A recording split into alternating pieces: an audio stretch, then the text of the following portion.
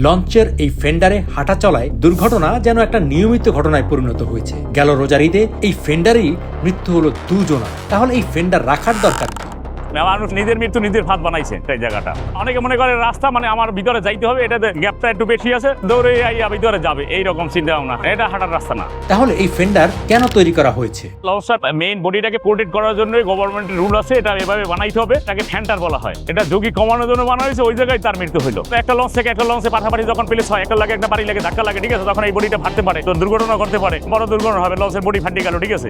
ফেন্ডারে ওঠার জন্য দায়ী কারা? নৌকাওয়ালা তো জানে, সে উঠাই যেতে পারবে। লঞ্চের গায়ে নৌকা ভিড়ানো নিষেধ, এটা একটা আইন আছে। নৌকা ঢোকাটা অন্যায়, দুইটা লঞ্চের ফাঁকে ঢোকা। একটা লঞ্চে উঠে দিলে দেখা যায় একটা যাত্রী প্রতি 50 টাকা 100 টাকা পাইলো, যাত্রীরাও উঠতে পারলো কিছু টাকার জন্য। একটা লঞ্চে একটা লোক উঠাই দিলে 100 টাকা পাইলো, নৌকাওয়ালা এইভাবে জীবন যুদ্ধ বা জীবন বাজি নিয়ে এর ভিতরে ঢুকে উঠাই দেয় কিছু টাকার জন্য।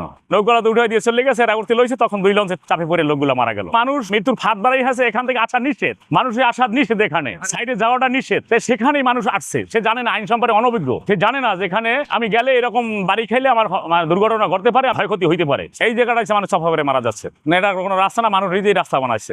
মানুষ হাঁটার রাস্তাও বানাইছে, আবার মৃত্যুর ফাঁদও বানাইছে। এখানে বাইকের দাঁড়ানো মানে বিপদ সংকেত। এটা ভিড়ের মধ্যে তাড়াহুড়ো করে ওই সময় এই দুর্ঘটনাগুলো বেশি ঘটে। মানুষ এখানে দাঁড়া দুই লঞ্চে যত পাঠাপাঠি হয়ে যেতে পারে, তখন একটা মানুষ চাপা পড়তে পারে, একটা পাউডার ঢুকে গেলে পাউডার চলে গেল, আরো কিছু বেশি বড় ধরনের ক্ষতি হতে পারে। লঞ্চের বিপদ যখন এটা এবং পিছন দুইটাই। লঞ্চের সবচেয়ে বিপদ যখন জায়গা হলো এটা এবং পিছন।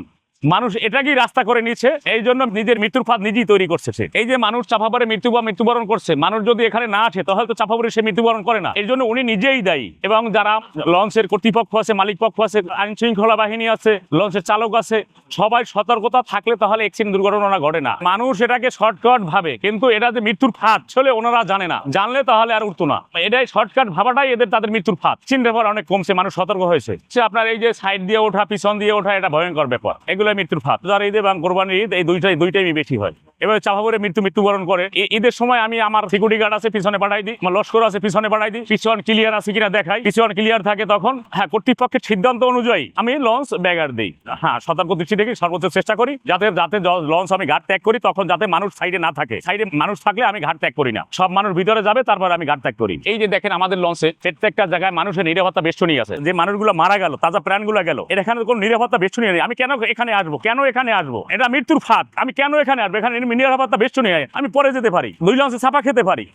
আসাটাই এলো অন্যায়। আমাদের যাত্রী যারা আছে, নৌকাওয়ালারা যাতে ভবিষ্যতে এই পিছনে এই সাইডে না আসতে পারে, সেটার প্রতি প্রশাসনের প্রতি দৃষ্টি আকর্ষণ করছি, যাতে আর কোনো নৌকা এবং ট্রলার লঞ্চের গায়ে আসে না বেড়ে। নৌকাওয়ালারা ঝুঁকি নিচ্ছে, সে জানে না যে একটা মৃত্যুর ফাঁদ।